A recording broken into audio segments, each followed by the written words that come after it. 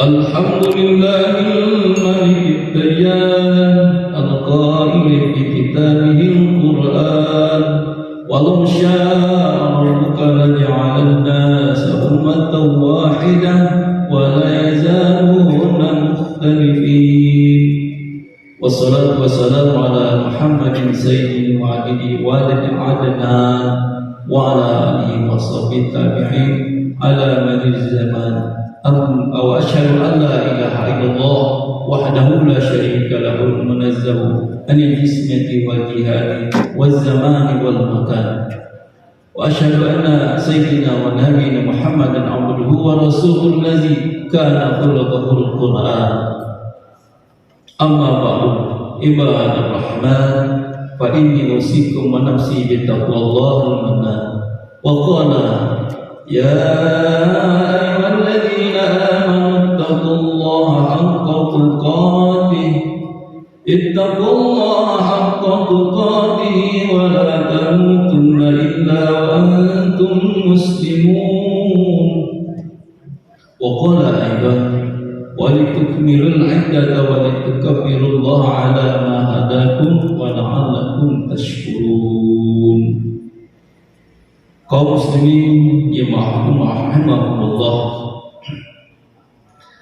marilah kita selalu meningkatkan kadar ketakwaan kepada Allah Subhanahu wa taala dengan sebenar-benar takwa, karena hanya inilah satu-satu cara agar kita menjadi orang yang beruntung dan bahagia baik di dunia maupun akhirat kelak. Hari ini kita berada di penghujung bulan Ramadan. Kita berada di hari 10 terakhir bulan Ramadan. Insyaallah besok kita akan ditinggalkan bulan yang mulia ini dan kita akan merayakan hari Idul Fitri. Mayoritas di antara kita mungkin sangat senang dengan berakhirnya bulan Ramadan karena puasa telah lewat. Kita tidak lagi merasakan lapar di siang hari. Hari-hari kembali normal seperti biasa semula. Namun demikian, bila dipandang dari sudut agama, sebenarnya kesenangan kita dengan ditinggalkan Ramadan itu membuktikan betapa rendah dan lemahnya iman kita. Karena dengan berakhirnya bulan Ramadan justru kita sudah tidak bisa mendapatkan pahala yang besar sebagaimana yang kita bisa dapatkan di bulan Ramadan. Dalam sebuah hadis Rasulullah SAW bersabda, "Idza kana akhirul lailatin min Ramadan, bakatis samawati wal ardh wal malaikatu musibatan bi ummati sayyidina Muhammad." Qila ayu musibah? Qala Rasulullah SAW, "Hiya zahaban Ramadan li'anna da'wati fihi mustajabah was sadaqatu maqbulah wal hasanatu mudha'afah wal 'adabu madfu'." Ketika tiba akhir bulan Ramadan, langit dan bumi malaikat menangis karena adanya musibah yang menimpa umat Nabi Muhammad SAW. Sahabat bertanya, "Musibah apa wahai Rasulullah?" Nabi menjawab, "Berpisah dengan bulan Ramadan. Sebab pada bulan Ramadan doa dikabulkan, sedekah diterima, kebaikan dilipat gandakan dan siksa dihentikan." Para sahabat dan orang-orang saleh sungguh merasa sedih dan menangis bila ditinggalkan bulan Ramadan. Hal ini paling tidak disebabkan ada dua hal. Yang pertama adalah kesadaran mereka bahwa dengan perginya bulan Ramadan, pergi pula lah berbagai keutamaan yang ada di dalamnya. Bulan Ramadan bulan yang paling berkah, yang mana pintu-pintu surga dibuka dan pintu neraka ditutup. Bukankah hanya di bulan suci Ramadan ini setan dibelenggu? Dan yang kedua, adanya peringatan Rasulullah SAW bahwa semestinya bulan Ramadan ini menjadi seseorang diampuni dosanya. Jika seseorang sudah mendapati bulan Ramadan, maka ia berpeluang besar akan mendapatkan ampunan dan rahmat Allah yang penuh dengan keutamaan. Namun jika ia masih saja belum mendapatkan ampunan, maka benar-benar menjadi orang yang sangat rugi, bahkan celaka. Rasulullah SAW bersabda dalam waktunya, celakalah seseorang yang memasuki bulan Ramadan namun dia belum mendapatkan ampunan Allah Subhanahu wa taala. Hadis Al-Hakim dan Tabrani. Masyaallah muslimin wa zumratul rahimakumullah. Inilah yang kemudian menyentuh rasa khauf atau takut para sahabat dan orang-orang saleh. Mereka takut menjadi orang yang celaka karena tidak mendapatkan ampunan. Sementara bulan Ramadan akan segera pergi, mereka pun menangis, meluapkan ketakutannya kepada Allah, seraya bermunajat agar amal-amalnya diterima. Mereka selalu berdoa, Rabbana taqabbal minna siyamana wa qiyamana wa ruku'ana wa sujudana wa tilawatana innaka antas sami'ul alim. Wahai Tuhan kami, terimalah puasa kami, salat kami, rukuk kami, sujud kami, dan tilawah kami. Sesungguhnya Engkau mendengar lagi Maha mengetahui. Masyaallah muslimin wa zumratul mu'minin rahimakumullah. Hari ini sudah ada sebagian kaum muslimin yang sudah melaksanakan hari raya Idul Fitri. Menyikapi perbedaan ini adalah rahmat. Allah berfirman dalam surat Yunus, A'udzubillahi minasyaitonir rajim. Walau syaa rabbuka la'amana man fil ardi kulluhum jami'a. Apa anta taqrabun nasa hatta yakunu mu'minin. Jika kalau Tuhan menghendaki, tentulah beriman semua yang ada di muka bumi ini. Maka apakah kalian hendak mereka manusia itu memaksa supaya mereka menjadi orang yang beriman semua? Namun Allah berkehendak lain, menjadikan kita berbeda-beda. Pasti ada pelajaran dan hikmah mendalam dari semua yang harus menjadi renungan bagi kita semua. Terkait dengan perbedaan ini, Allah Subhanahu wa taala dalam Al-Qur'an surat Al-Hujurat ayat 13, A'udzubillahi minasyaitonir rajim. Ya ayyuhan nasu inna khalaqnakum min dzakarin wa untha wa ja'alna syu'uban wa qabaila lita'arafu. Inna akramakum 'indallahi atqakum. Innallaha 'alimun khabir. Wahai manusia, sesungguhnya kami telah menciptakan kamu dari seorang laki-laki dan perempuan.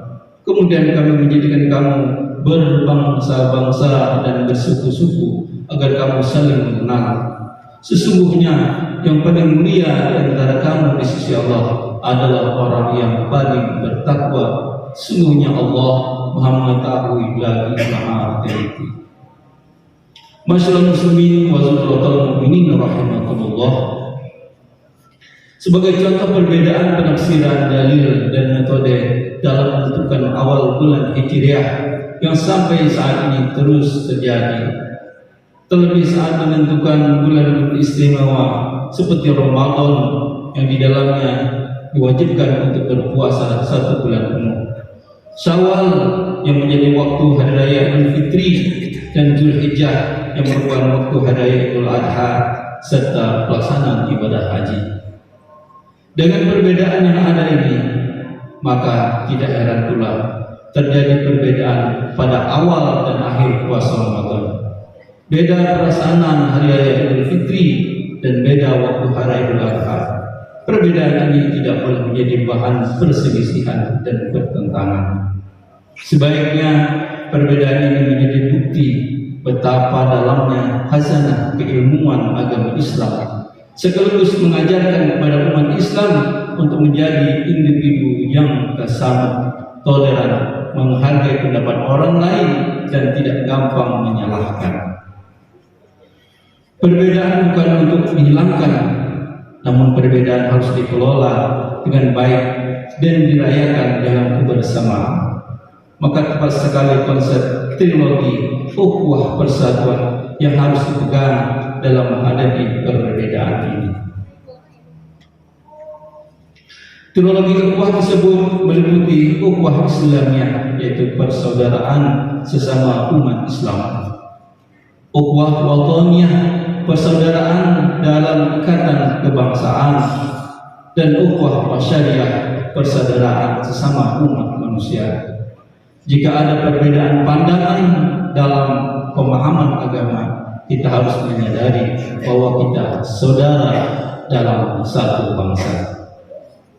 Jika berbeda pandangan dalam agama dan berlainan bangsa, kita harus menyadari bahwa kita adalah saudara dalam kemanusiaan. Persaudaraan dalam perbedaan ini harus dikelola dengan sikap moderat atau tasawuf, seimbang atau tawasul, toleran atau tasawuf, dan adil atau adil.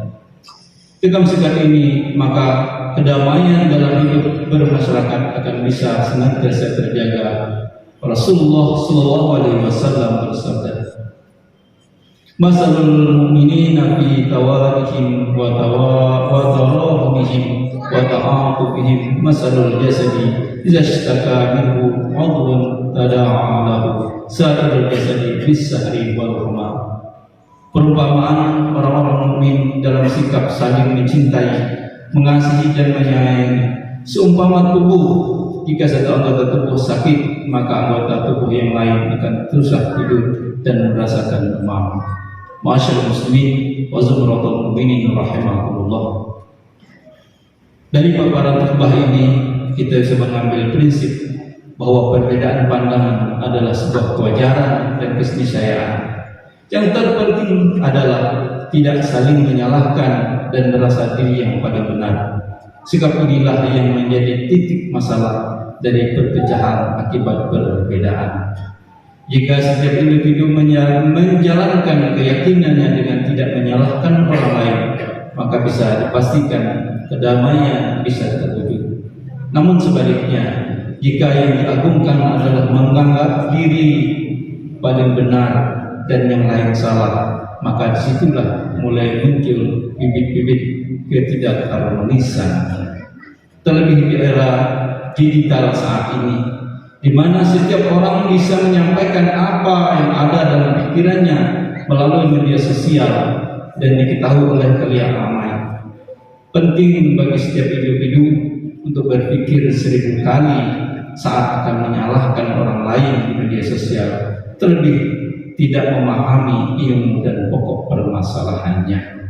Sehingga penting juga bagi kita untuk memilih dan memilah informasi dengan memperhatikan kesahihan atau sanad, matan dan rawi, dan informasi yang kita dapat dari media sosial agar kita tidak mudah menyalahkan orang lain.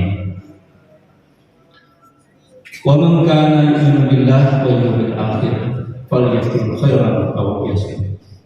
Siapa yang beriman kepada Allah dan hari akhir, hendaklah dia berkata yang baik atau diam saja. Hadis Bukhari. Semoga kita senantiasa diberi hidayah oleh Allah Subhanahu wa taala untuk memiliki pemahaman yang mendalam dan benar dalam beragama, dan semoga kita menjadi umat Islam yang senantiasa menyebarkan kedamaian di dunia nyata dan dunia maya. Amin ya Allah ya rabbal alamin. Barakallahu wa lakum fil Qur'an azim wa nafa'ani wa iyyakum minal ayati zikril hakim. Wa taqabbal minni wa minkum tilawatahu innahu was-sami'ul 'alim. Wa rabbi fir warham anta ghafurur rahim wastaghfiruhu innahu huwal ghafurur rahim.